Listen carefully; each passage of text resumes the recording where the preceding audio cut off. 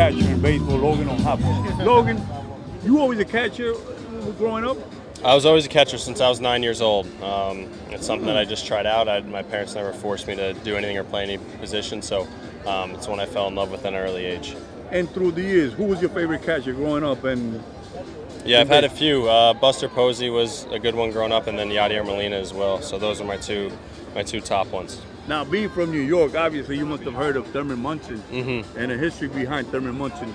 Any stories that they told you about that back in the day? I get a bunch of stories from Jerry NARRON, our catching coach now. So yeah, I hear a lot of stories through him, and they're ones I don't take for granted. I love all of them. Now, learning the game and how to call the game, how long in the major leagues has it taken you the process to learn about the players and learn how to call the game on different situations? I'm still learning, and from what I hear of guys with a lot more experience than I do, that never ends. So I feel like I've made a lot of progress so far in my career. I'm still learning from different mistakes and learning from having success with it too. So it's a long process, but it's one I'm learning to fall in love with. Logan, how do you get a veteran pitcher to trust your game? A lot of listening at first and just being open to what they want to do. I think that's huge. Try not to impose too much on what they need to do because they have the best understanding of what they need to do. So that'd be my biggest advice to getting older guys on board with you.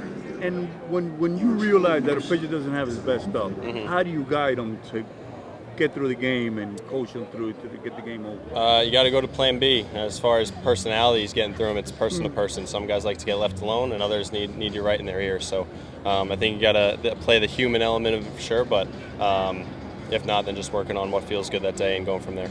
Now, you know, there's a psychological effect with the umpires. How do you deal with the umpires, you know, getting well with them and yet getting them to call the right pitches for your guy? Yeah, people may think that my answer isn't genuine because I'm in front of a camera, but it's true. Like, they're human beings, and we have expectations on us to be perfect a lot of the time, and no one more has a bigger expectation on them than umpires to be perfect, you know. So I try to work with them as much as I can like I would any other human, and it seems to help. I mean, giving them a hard time isn't going to help them or me. It's just going to make me frustrated and them more aggravated too. So try to work with them as best I can. So they actually tell you, listen, I missed that one, and you were right? Well, these guys don't want to miss calls, so a lot of them want to see the call or whatever it is. We have the iPads in the dugout, so they're curious to see where it was and if they missed it or got it right. And I'm honest with them. If they missed it, I'll tell them. If they got it, I'll tell them. So like I said, I try to work with them, and it's an ebb and flow for sure. Logan, you know, you've caught for a long time. How much right now do you think framing a pitch, how many pitches you think you've gotten away with through the game? An average game, let's say that you I don't know off the top of my head. Do you I know it's an important thing. I mean, there's strikes that I've gotten that have been balled and balls that have been called strikes. I think every catcher in the big leagues can say that they've done that. So, yeah, it's an ebb and flow thing. I think it's super important.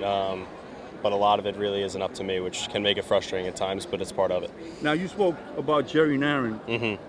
Do you understand 50 years in baseball? I mean, that's mind-boggling. No doubt. Probably double your age, man. He's been around baseball all his life. Yeah, that's my guy.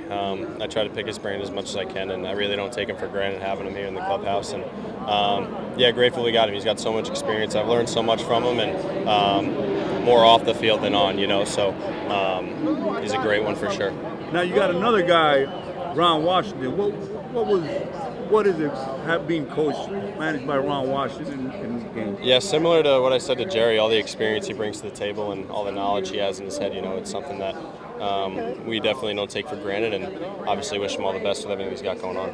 Listen, Logan, thanks a lot for your time and courtesy, man. Listen, and it's an honor to watch you call a game. I appreciate that. It really is. And I'm sure that when you come back to New York, it's a little tougher because of all the fans that you got here in New York, and you got to satisfy them. I appreciate it. Yeah, it's a little hectic, but luckily I get to spend some time with my family and catch up with them. So enjoyed it back here. I appreciate it. Good luck, man. Thank you. Be safe. Thank you.